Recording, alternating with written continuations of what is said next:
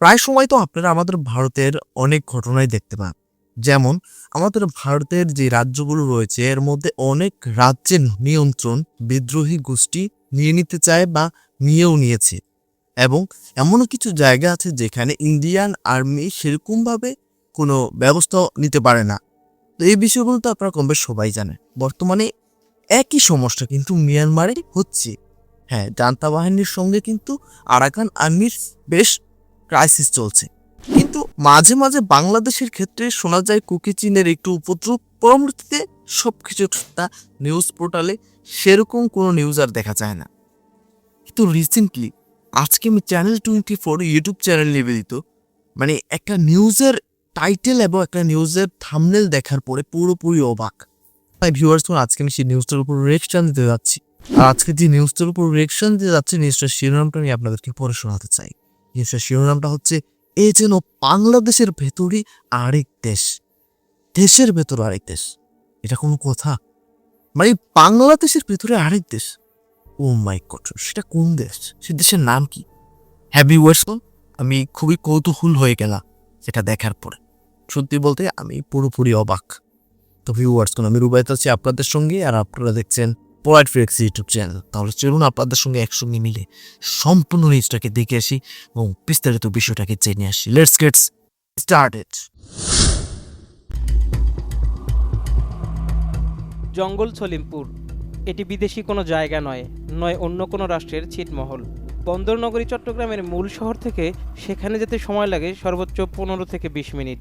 তবু চাইলেই সেখানে আপনি কিংবা আমি সাধারণত কেউ প্রবেশ করতে পারি না, কারণ সেখানে ঢুকতে লাগে বিশেষ পরিচয়পত্র।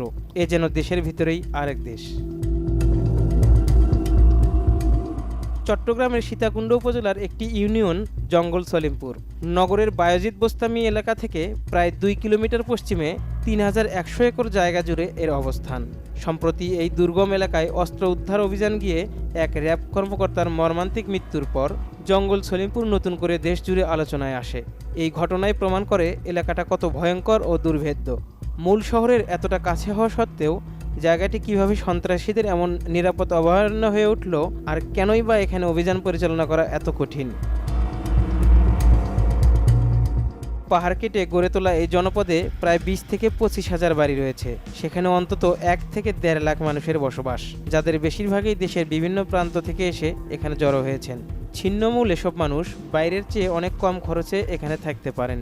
তাই সিএনজি চালক, ভ্যান চালক কিংবা ট্রাক চালক সহ নিম্ন আয়ের পেশাজীবীদের কাছে স্থানটি বেশ জনপ্রিয়। তবে অবাক করা বিষয় হলো, সাধারণ মানুষের আড়ালে জায়গাটি সবচেয়ে বেশি পছন্দ অপরাধীদের কাছে।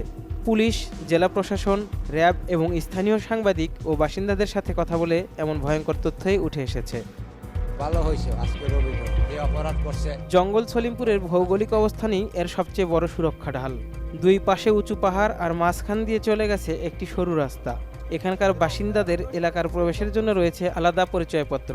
এটি ছাড়া কোনো বহিরাগত সেখানে ঢুকতে পারে না। আর পুরো এলাকার পাহারায় ঢাল হয়ে দাঁড়িয়ে থাকে সশস্ত্র সন্ত্রাসীরা। এলাকাটি বর্ণনা করতে গিয়ে স্থানীয় সাংবাদিক বলেন, এটি বাংলাদেশের অংশ হলেও আচরণে যেন পুরোপুরি একটি স্বায়ত্তশাসিত অঞ্চল। ও মাই গড, মানে বিষয়টা আপনারা বুঝতে পারছেন? বাংলাদেশের অংশ, তবে সেখানে সাধারণ মানুষ প্রবেশ করতে পারবে না। সেখানে প্রবেশ করতে হলে আলাদা ডকুমেন্টস লাগে। ও মাই গড, এবং সেখানে ডকুমেন্টস ছাড়া প্রবেশ করলে খুব খারাপ পরিণতি হয়। ও মাই গড, ও মাই গড, আসলে বিষয়টা আমার কাছে খুবই ভয়ঙ্কর লাগছে। আপনাদের কি মতামত অবশ্যই কমেন্ট করে জানাবে। তাহলে চলুন বাকি অংশটা দেখে আসি। জঙ্গল সলিমপুর ছাড়াও এখানকার আরও দুটি নাম বেশ পরিচিত, আলীনগর ও নবীনগর। আলীনগর থেকে জঙ্গল সলিমপুরের দূরত্ব মাত্র 3 কিলোমিটার। স্থানীয়দের মতে সলিমপুরের কাছাকাছি যাওয়া গেলেও আলীনগর ও নবীনগরে প্রবেশ করা এখনও দুঃসাধ্য ব্যাপার। সেখানে যাতায়াতের একমাত্র বাহন সিএনজি অটোরিকশা, যেগুলোর সামনের গ্লাসে লাগানো থাকে বিশেষ স্টিকার। নির্দিষ্ট স্টিকার ছাড়া কোনো যানবাহন সেখানে প্রবেশ করতে পারে না। এই অঞ্চলে প্রকাশ্যে কোনো রাজনৈতিক দলের কার্যক্রম নেই, তবে পুরো এলাকাটি নিয়ন্ত্রণ করে বিভিন্ন সন্ত্রাসী গ্রুপ, যার মধ্যে ইয়াসিন গ্রুপ ও রোকন গ্রুপ অন্যতম। গত জানুয়ারিতে র্যাবের আভিযানিক দলের ওপর নির্মম হামলাটি চালিয়েছিল এই ইয়াসিন গ্রুপের লোকজনই। দুর্গম ভৌগোলিক অবস্থান, ছিন্নমূল মানুষের মানবঢাল আর সশস্ত্র সন্ত্রাসী গ্রুপের অবাধ বিচরণ সব মিলিয়ে এলাকাটি অপরাধীদের এক দুর্ভেদ্য ও নিরাপদ আস্তানায় পরিণত হয়েছে। দেশজুড়ে যখন জঙ্গল সলিমপুর নিয়ে আলোচনা সমালোচনার তুঙ্গে, ঠিক তখনই নবনির্বাচিত বিএনপি সরকারের নির্দেশে সেখানে বৃহৎ পরিসরে সাঁড়াশি অভিযান শুরু করে যৌথ বাহিনী। অবশ্য বিগত আওয়ামী লীগ সরকারের আমলেও এলাকাটি উদ্ধারের চেষ্টা করা হয়েছিল, কখনো ক্ষমতা প্রয়োগ করে, আবার কখনো বিভিন্ন উন্নয়ন প্রকল্প বাস্তবায়ন করে। কিন্তু অপরাধীদের সশস্ত্র হামলা আর সাধারণ মানুষের মানবঢালের মুখে তখন কোনো কৌশলই কাজে আসেনি। জানা যায় 90-এর দশকে বন বিভাগের ৩য় শ্রেণীর কর্মচারী আলী আক্কাস জঙ্গল সলিমপুরে পাহাড় কেটে অবৈধ বসতি স্থাপন শুরু করেন। এরপর তিনিই গড়ে তোলেন নিজস্ব এক সশস্ত্র বাহিনী। তারই ধারাবাহিকতায় আজ কয়েক দশক পরেও জঙ্গল সলিমপুর থেকে আলী ওয়েট, আমার একটা প্রশ্ন, এই যে এখানে যে সন্ত্রাসী বাহিনীগুলো রয়েছে তারা অস্ত্রসহ ইকুইপমেন্টগুলো কোথায় পায়, যেমন এমিউনেশন, তারপর রাইফেল, এগুলো তারা কোথায় পায়? মানে কোথা থেকে তারা এর সাপ্লাই পায়? জাস্ট বিষয়টা যদি কেউ জেনে থাকেন, যারা বাংলাদেশ থেকে দেখছেন ভিডিওটা, অবশ্যই কমেন্ট করে জানাবেন। আমি দুঃখিত আপনাদেরকে মাঝপথে পোস্ট করানোর জন্য। তাহলে চলুন পাখি অংশটা দেখিয়েছি। নগর পর্যন্ত পুরো এলাকার চেকপোস্টে পাহারায় দাঁড়িয়ে থাকে সেই নিজস্ব বাহিনী তথা চিহ্নিত সন্ত্রাসীরা। যদি কেউ তাদের উচ্ছেদের উদ্যোগ নেয়, তবে তারা পাহাড়ের উপর থেকে পাথর ছড়ে, ককটেল নিক্ষেপ করে এবং আড়াল থেকে বৃষ্টির মতো গুলি চালায়। এখানে উচ্ছেদ অভিযান পরিচালনার সাথে সবচেয়ে বড় বাধা হলো মানবঢাল।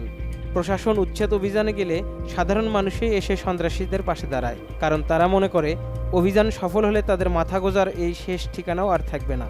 দীর্ঘদিন ধরে সরকারের এই এলাকার পুনর্নিয়ন্ত্রণ নিতে না পারার পেছনে রাজনৈতিক ছত্রছায়াও বড় ভূমিকা রেখেছে বলে মনে করেন বিশ্লেষকরা। কারণ জঙ্গল সলিমপুর মানেই অন্তত 20,000 মানুষের এক বিশাল ভোট ব্যাংক, আর এই ভোট ব্যাংক কোনো দলই সহজে হারাতে চায় না। তাই এখন দেখার বিষয়, প্রশাসন ও বর্তমান সরকার কি এই কঠোর অভিযানের মাধ্যমে অঞ্চলটিকে সবার জন্য নিরাপদ করতে পারবে, নাকি অতীতের মতো কোনো অজানা সমীকরণে জঙ্গল সলিমপুর আবারও সন্ত্রাসীদের অভয়ারণ্য হিসেবে থেকে যাবে। হোসাইন আশু, চ্যানেল 24। তো ভিউয়ার্স, চ্যানেল 24 ইউটিউব চ্যানেল নির্মিত আজকের এই নিউজটা দেখার পরে বিশ্বাস করবেন কিনা জানি না, আমি পুরোপুরি অবাক এবং শিহরিত। হ্যাঁ, বাংলাদেশের আইন শৃঙ্খলা বাহিনী, বিশেষ করে বাংলাদেশ সেনাবাহিনী দ্বারা এখন যদি কোনো ধরনের এখানে মিশন পরিচালনা করা হয়, তাহলে আশা করা যায় যে কিছুটা হলেও কন্ট্রোল নিতে পারবে। আসলে বাংলাদেশের মধ্যে এরকম একটা জায়গা থাকা বাংলাদেশের জন্য পুরোপুরি অনিরাপদ। হ্যাঁ, এটা কিন্তু বাংলাদেশের যে মানচিত্র রয়েছে সেটাকেও একটা সময় হুমকির মুখে ফেলে দিতে পারে। এবং এখানে একটা ভাবনার বিষয় রয়েছে, তারা এই অস্ত্রগুলো কোথায় পায়, মানে সন্ত্রাসী বাহিনীগুলোর কথা বলছি, তারা এই অস্ত্রশস্ত্র কোথায় পায়? অবশ্যই তাদের ব্যাকআপ কেউ না কেউ তো আছে। আর এই বিষয়টা কেন বললাম আপনাদেরকে বুঝিয়ে বলছি। বাংলাদেশের মধ্যে থাকা কোনো না কোনো ব্যক্তি বা কোনো না কোনো পাওয়ার এখানে যুক্ত রয়েছে, এবং এমন একটা পাওয়ার সেখানে যুক্ত রয়েছে যেটা বাংলাদেশের বাহির থেকে, মানে অন্য দেশ থেকে, হতে পারে ভারত বা মিয়ানমার। কারণ এই অস্ত্রশস্ত্রগুলো সাপ্লাই কিন্তু বাংলাদেশ থেকে পাচ্ছে না আমার মতে, যেটা আমার মনে হয়, পেলে হয় ভারত থেকে, না হলে মিয়ানমার থেকে। তো সেই জায়গা থেকে বুঝতেই তো পারছে কতগুলো হাত সেখানে থাকতে পারে। তো সব মিলিয়ে লাস্ট কথা এটাই, বাংলাদেশের প্রতিটা বাহিনীকে দ্বারা যদি এখানে পর্যবেক্ষণ করানো হয়, মিশন পরিচালনা করা হয়, তো সেক্ষেত্রে আশা করা যায় বাংলাদেশের সাধারণ মানুষের জন্য এই অঞ্চলটা বা এই জায়গাটা নিরাপদ হবে। হ্যাঁ, এবং বাংলাদেশের কাছে যদি বর্তমানে অ্যাটাক হেলিকপ্টার থাকতো, তাহলে সেটা বুঝতে পারছেন কতটা ভালো হতো সেখানে মিশন পরিচালনা করতে গেলে। যদি সন্ত্রাসীরা পাহাড়ের উপর থেকে লুকিয়ে লুকিয়ে হামলা করতো, তাহলে অ্যাটাক হেলিকপ্টার দ্বারা কিন্তু খুব ভালোভাবে সেটা প্রতিহত করা যেত। তো ভিউয়ার্সগুলো এই ছিল বিস্তারিত। তো আপনাদের কাছে আজকে সম্পূর্ণ নিউজটা কেমন লেগেছে অবশ্যই কমেন্ট করে জানাবেন। আপনার ব্যক্তিগত মতামত জানাতে ভুলবেন না। তাহলে ভিউয়ার্সগুলো বিদায় নিচ্ছি, এখানেই দেখা হচ্ছে পরবর্তী কোনো একটা ভিডিওতে। ততক্ষণ পর্যন্ত সকলেই ভালো থাকবেন, সুস্থ থাকবেন। Tata, bye bye.